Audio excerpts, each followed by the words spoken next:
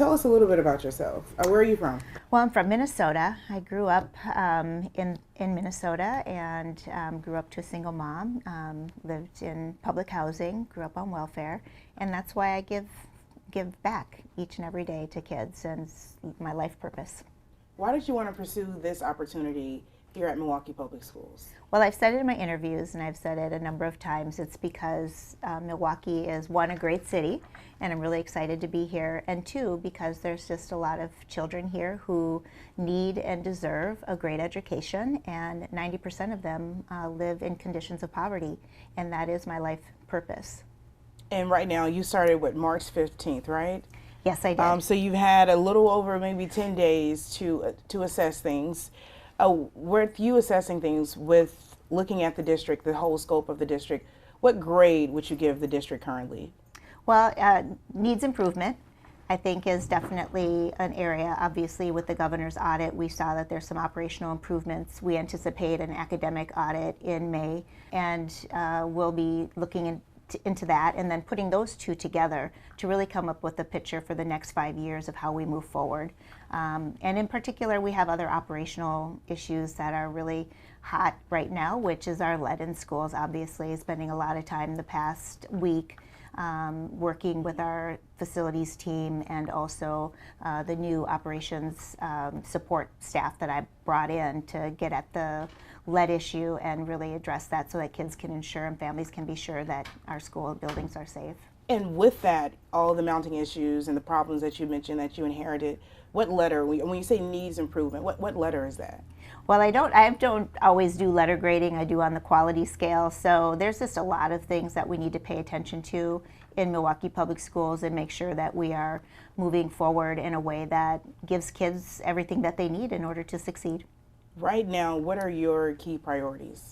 Well, lead is a key priority, and getting underneath that, making sure that we are working some of those orders that we are discovering that we need to backfill on and make sure that schools are getting the attention that they need for their facility improvements. That's key and important. Secondarily, we need to get under the academic agenda, so I'm anxious to get the governor's audit for our academic programs so we can start to ensure that children are able to read and learn in our schools. And then third is really building back the trust and transparency of the district with the public. Well, let's dig into all of that. Okay. So number one on the list, lead. That's our big issue. That's what we're talking about. Do you consider this a lead crisis? I know that word has been tossed around a lot from the health department. Well, you know, there's no level of lead that's good for children. We know that. We've had one confirmed case of lead poisoning that's been tied to our school. And so we have been remediating and constantly looking at other schools to make sure we tested, with the city's help and the state's help in children's, 249 individuals and found that there were 7 with elevated lead. Of those 7, 5 came back as false positives, so there were 2, and we don't know if those 2 are really our students or other students just yet. They're working to confirm all of that. So right now we know that there has been 1 confirmed case, but 1 is too many. So we want to make sure that our schools are safe and that we're doing everything we can to get underneath our lead issue within our schools. Obviously our schools are older. We have the average age of our schools is 85 years. And the average age across the nation is 49 years. And so we have quite a problem. So we're going to have to continue to look at that, find the resources to remediate. And I think in the long run, we're really going to have to look at building new schools for our kiddos. When we talk about your experience, obviously you applied for the job, you knew it was for you, as you said. What experience do you have, if all? Have you ever tackled or dealt with a problem this large, as big as this lead issue? Well, yeah, in Boston we had lead, we didn't have clean water coming into our schools. Well, actually the water was clean coming into our schools, but not the pipes that got to the places where the water was coming out of the water for kids to drink. So I went into the mayor's office and asked him for resources in order to take care of that, and we were able to take care of that and remediate that and put water and clean water dispensers into all of our schools, which was really critical and important. Of course, dealing with COVID, you had to deal with air quality, which isn't exactly lead, but large-scale facility improvements to ensure that we had proper air quality within our schools to manage the COVID outbreak. And I know you said went to the mayor asking for resources. I don't want to assume, but what are the resources that you asked for? What did you get that you needed to help Well, solve in the Boston, problem? I asked for $10 million, right? But it's a different funding system. So in Boston, the city funds the schools for the majority part, and only the states funded about 10% for the schools. So, going to the city council, going to the mayor and asking for funding is typical for the schools to do that. But I'm never afraid to ask for more resources for kids. I'm going to champion for kids. And, in Minnesota, it was looking at the state bonding bill. And is there ways to be able to make improvements in our facilities that way? And so when you have an emergency crisis that's this big, and I assume it's not just Milwaukee Public Schools, there's any of these older buildings that we're sending our kids to in all of Wisconsin, we have to look at that and see any place that you see peeling paint that was there before that paint was there before 1978. You're going to be having this problem. And so this is a significant issue, not just for Milwaukee Public Schools, but for all schools and really all residents and homes that are older than, have paint older than 1978. And Mayor Johnson says he's looking forward to working with you. Yes. Have you considered going to him asking for funding to help with this lead crisis? Well, Mayor Johnson has been great support of our schools, and so has his staff. We've been working with the city on this lead crisis, and they've already been a huge support with the testing and making sure that we are coming up with really solid plans for remediation. I think Mayor Johnson will work with us and hand in hand in trying to find and secure funding for the schools, and we're going to look in ours as well. So it's going to take a whole community coming together in order to find the funding in order to do this. Have you started to look at how much this could cost if we're talking about testing and making sure that all of MPS schools are safe? I assume it will cost millions. And right now, is that in the district's budget? Right now, we have a reserve operational budget that we have to use for capital improvements, and so that's going to, require us to use that funding, which diverts off of other projects, and so it really does need additional revenue, and so we're going to have to continue to find ways to deal with the emerging problem right now, but also then to find for future, because you paint the buildings and they have to be painted in another couple years, right? And so it's going to be a constant, continual battle to continue to stay up on the paint and the cleaning in order to make sure that this is taken care of, because the buildings are just old. You guys are already in several of the buildings. We know that I believe 3 schools are currently closed. Mm-hmm. Is there a timeline for when those schools could reopen? Well, we're still working through the problem. I don't have a timeline for you today, but we are continuing to work through the problem to get students back in the schools as soon as possible. I know that they're comfortable in the schools that they've been moved to or transitioned to a different area within one school, so I think that that is going well. At this point, but we want to make sure that we don't send students back when it's not ready. Do you know when we could see a point where all schools have been tested for lead hazard? We don't have that full assessment just yet, but we are continuing to get that, and as soon as we do, we will give that to the public. The state last week, I believe, I want to say it was Friday, but last week we know that the state released information saying that MPS was actually exposing or putting students more at risk during some of the remediation efforts, and the district released a statement saying that changes have been made. What changes have you all made to how you are cleaning up this lead issue? Well, we have someone who's overseeing all of the lead work with our facilities team. That's 1. 2, we're working with trained lead advisors who are certified. 3, we're doing employee training and making sure, and there's oversight of those employees. There are employees who are trying to pick up this new skill set to be able to be sure that they're able to remediate that in a safe way. And so when we find employees who haven't done it properly, we make sure that we go back, we retrain, and make sure that they have what they need so that they can continue to abate it in the way that is the best. And we want to do this when there's not students in the building so that it's safe. What was the issue? I'm sure you are aware. If you could just kind of explain it to me. I believe, released pictures of this as well, but what exactly was the state's issue with how MPS was treating the schools? Yeah, so I think it was an issue of training with the staff. So the staff was early on remediating it. They had the training, but I think that there was a piece of plastic that fell in the wrong space, and that led to some dust. And so we wanted to make sure that they were properly trained and getting them trained. Moving forward, what are your hopes? I know this is, you're a mom, as you mentioned. Yeah. You care about your students, you care about your families here. How do we make sure that this lead crisis goes away and it never happens again? So I think we need to resource it. We need to make sure that employees have the proper training and that we are holding ourselves accountable to that training, and then getting into every single school and having a regular checkup, cleaning and oversight and accountability around that oversight is what's going to be needed to stay ahead of the paint and the painting. And let's talk about SROs, because that's also been a big hot Okay. topic. When we go into the SRO conversation, ultimately, we officially now have MPD officers back into MPS schools 14 months after that state deadline, after Act 12 ordered that to take place. There seems to be on both sides just a lot of finger pointing about who's going to pay for certain things, whose responsibility it was. How would you have handled that situation differently if you would have? Well, it's not my place to go and look back and criticize how it was handled, but it is my place to absolutely make sure it goes forward in a way that we can welcome the MPD in, we can make sure that they were properly trained, we can make sure that there's good interactions between the students, and when there's some sort of issue that comes up, that we handle that appropriately.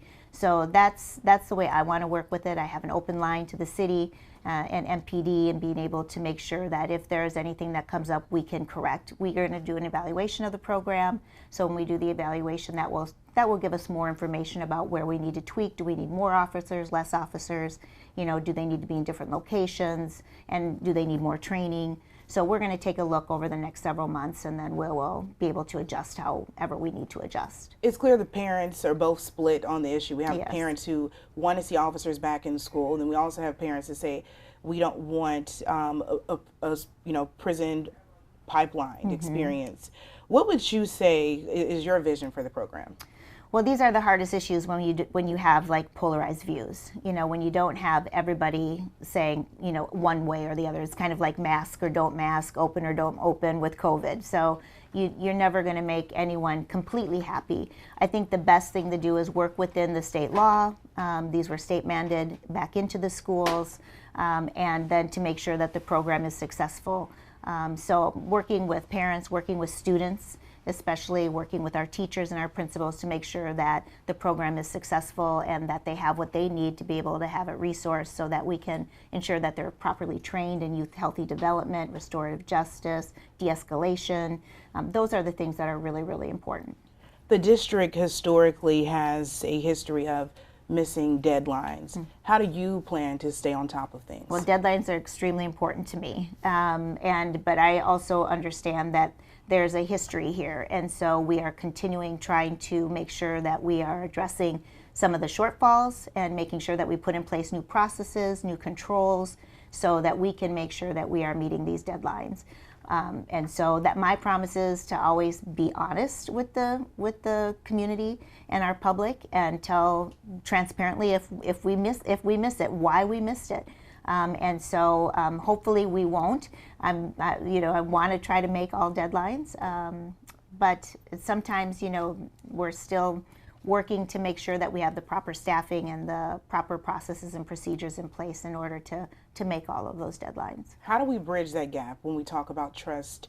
What's your message right now to parents, to students who over the years maybe have lost trust in the district? How do you plan to restore that? Well, I show up, I respond to people, and I'm forthright with the information, and I think that helps to build the trust. And it's that relationship, and you get to know your community, and then you deliver, and you deliver again, and you deliver again. And when you start delivering the results, then people start and begin to trust you that you are a person of your word, and you're consistent. And I think consistency and dependability are really important, and that helps build trust. The nation's report card found that most MPS students are not proficient in math and reading. How can we turn that around? Well, you have to have a strong academic program, and that starts with early childhood learning. So it's really, really important that students come to kindergarten ready to learn, that they know their letters and their names and can start really working on the socialization that is needed within the classroom environment. So getting kids ready for kindergarten through preschool programs is super important. Then having a really clear literacy program between pre-K and grade 3. So you can ensure kids are reading on grade level in grade 3 and using the science of reading in order to ensure that kids understand phonics, phonemic awareness. That's just really understanding your words, understanding how to construct sentences, paragraphs, and can speak back and forth. Students who are non-speakers of English, providing the supports for them to learn English is really, really important in a bilingual environment. So that's critical. And having materials, high quality materials beyond the grades. And if they're still not reading, you provide additional supports. You partner with the community. For instance, we have Reading Corps in our schools. These are tutors who come into our schools who are trained in the science of reading, who work with our young students, or they are pulled out of the class and work with a reading expert on their learning. That is called Tier 2 and Tier 3 interventions. So really important to get the literacy skills up. And of course, then it's also the other things. You know, it's like supporting kids in their health and wellness, their mental health supports within school, raising academic achievement by having students actually in the classroom, by raising attendance is important. And then it's supporting family systems and making sure that families that are in crisis are given help with housing or food insecurity. Those things really matter when you're trying to help a student learn. What can we do? I know all those things probably apply to some students, but especially those who are about to transition into adulthood. They can't go back to kindergarten. What can we do for those students? Well, I've had some success in the past with some programs with like the GED and supporting students who are dropping out. We've knocked on doors before and asked students to come back. I've had those programs several times in several districts that I've been in and helped them get credit recovery in order to earn their diploma, which is really critical. Teaching them job skills and getting them entered into trades and other job opportunities, getting them into 2-year colleges is another way to get them re-engaged. So I think that that's critical. You just never give up on a kid. You just keep on trying and knocking on that door and getting them their GED, giving them credentials for credit recovery, and anything you can do to help them earn that high school diploma or a GED so that they can move on to the next step and helping them transition to college or career. And we kind of touched on this, but I want to take it back just because I didn't really get to jump into it. But last year, the district faced serious financial fallout when it came to missing critical deadlines for reporting information. How do we avoid going back to that place? Well, I've been meeting with our finance team each week that I've been here. So it's very, very critical that we are meeting regularly and meeting with the state and also our auditors to ensure that we can meet those deadlines and that we can have the clean audit financials that we need. And so that is the critical piece, is being able to ensure that we are meeting those deadlines so we don't get into the same place as last year. And that's about meeting with my team and ensuring that they've crossed their T's and dotted their I's. And an independent audit found that Milwaukee Public Schools had a workplace culture of fear and called for major changes. This was released by the state. What's your response to that? This was just last month. Well, I've always believed that, you know, attitude reflects leadership. And so I will bring an open and transparent leadership model, collaborative model to the district. And I consider myself fun and easy to work with.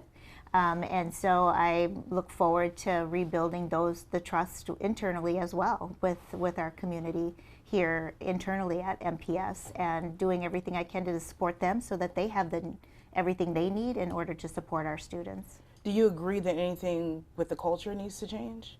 Well, I believe that culture is extremely important. Would you say, I guess, it needs to change? Do you believe that there's a culture of fear here?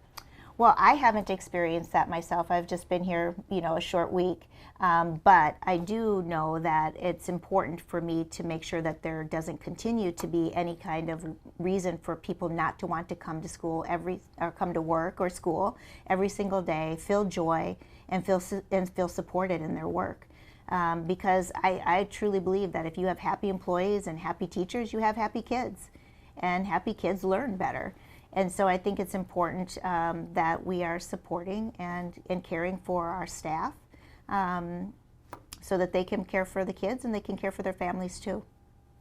I do want to talk about, we mentioned trust and that community relationship and how important it is.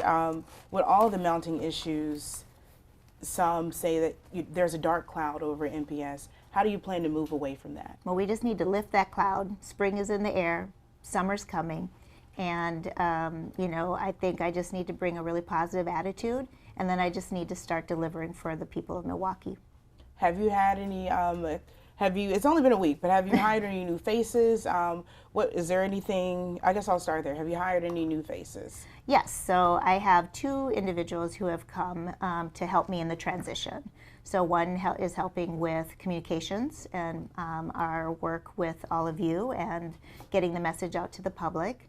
And they're here part-time. And then I have another individual who's here also part-time who's leading the lead work and also helping with an HR study that we're doing and work to improve our HR processes and also to help with our school lunch program. You earn more than the mayor and the governor at over $300,000. What do you say to people that question your salary?